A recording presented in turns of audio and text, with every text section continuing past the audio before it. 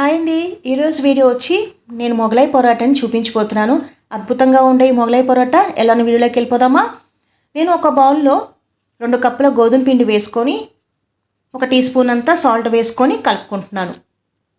ఇలా కలుపుకున్న తర్వాత నేను 3/4 కప్ అంటే 3/4 కప్పు వాటర్ని యాడ్ చేసుకుంటున్నాను.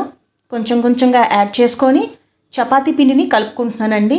చపాతీ పిండిని ఇలా రెడీ చేసేసుకుంటున్నాను. ఇలా రెడీ చేసుకున్న తర్వాత నేను 15 మినిట్స్ వరకు రెస్ట్ ఉంచేస్తున్నాను. ఆ తర్వాత ఒక కళాయిలో 2 టేబుల్ స్పూన్ ఆయిల్ వేసుకుంటున్నానండి. ఒక ఉల్లిపాయని ఇలా కట్ చేసి వేసుకుంటున్నాను. ఒక్కసారి కలుపుకుంటున్నాను. ఒక 10 సెకండ్స్ తర్వాత అందులోకి 1 టీ స్పూన్ అంతా సాల్ట్ వేసుకున్నాను. 2 గ్రీన్ చిల్లీ ఇలా కట్ చేసి వేసుకున్నాను. 1 teaspoon ginger paste, 1 teaspoon garlic పేస్ట్ని వేసుకున్నాను.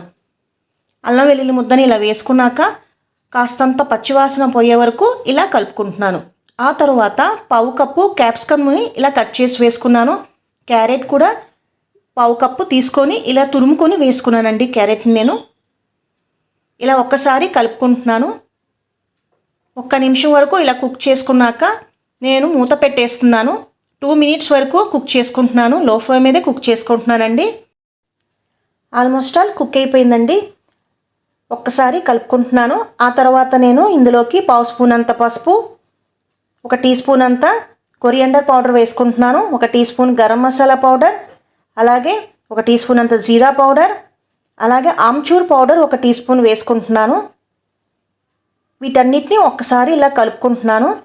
ఆ తర్వాత నేను 200 గ్రామ్స్ పన్నీర్ని తీసుకున్నానండి. ఇలా గ్రైండ్ చేసుకొని పన్నీర్ని ఇందులో వేసేసుకుంటున్నాను. ఇలా ఒక్కసారి కలుపుకుంటున్నాను. మసాలా అంతా బాగా పట్టుకోవాలి కదా. ఇలా ఒక్కసారి కలుపుకున్న తర్వాత లాస్ట్లో చివరిగా 1 టీ స్పూన్ అంతా కాశ్మీరీ చిల్లీ పౌడర్ వేసుకున్నానండి. కాశ్మీరీ చిల్లీ పౌడర్ బదులు మీరు నార్మల్ చిల్లీ పౌడర్ కూడా యాడ్ చేసుకోవచ్చు. మూత పెట్టేసి నేను 2 మినిట్స్ వరకు ఇలా కుక్ చేసుకుంటున్నానండి. 2 మినిట్స్ తర్వాత మగ్గిపోయింది కదా. ఇప్పుడు నేను స్టవ్ ఆఫ్ చేసేసుకుంటున్నాను. చల్లారాలి. ఆ తర్వాత పక్కన పెట్టుకున్న చపాతీని ఒక్కసారి కలుపుకుంటున్నాను నేను. ఇప్పుడు వీటిని నేను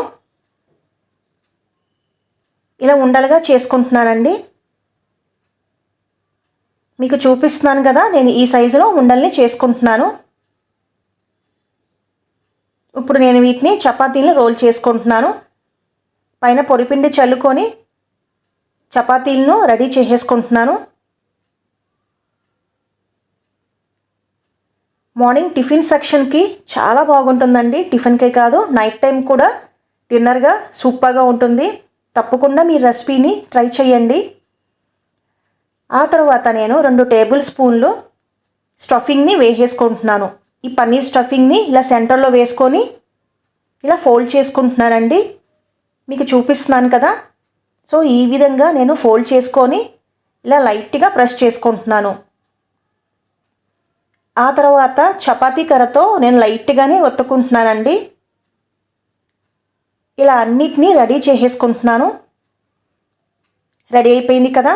ఇప్పుడు నేను ఒక ప్యాన్ మీద బటర్ను వేసుకుంటున్నానండి. 1 టేబుల్ స్పూన్ అంతా. బటర్ బదులుగా మీరు ఆయిల్ కూడా యూస్ చేసుకోవచ్చు. ఆయిల్తో కాకుండా నెయ్యితో కూడా మీరు ఫ్రై చేసుకోవచ్చండి. ఈ పరాటాలను అందులో వేసి నేను చక్కగా కాల్చుకుంటున్నానండి. వీటిని కాల్చుకునేటప్పుడు ఇలాగా బాగా కొంచెం ఒత్తుకుంటూ కాల్చుకోవాలి. సో నేను టర్న్ చేసేసుకున్నాను కదా. ఇలా ఒత్తుకుంటూ ప్రెస్ చేసుకుంటూ నేను కాల్చుకుంటున్నానండి ఈ పరాటాల్ని. ఇప్పుడు పరాటా అనేది మనకి రెడీ అయిపోయింది కదా. నేను తీసి ఒక ప్లేట్లో పెట్టేస్తున్నాను. అన్నిటినీ ఇలా రెడీ చేసుకున్నాను. లోపల చూసారా స్టఫింగ్ అనేది చాలా బాగా వచ్చింది కదా. తప్పకుండా ఈ టేస్టీ అయిన రెసిపీని ట్రై చేయండి. ట్రై చేయడమే కాదు ఫ్రెండ్స్, తప్పకుండా నా ఛానల్ని సబ్స్క్రైబ్ చేయండి.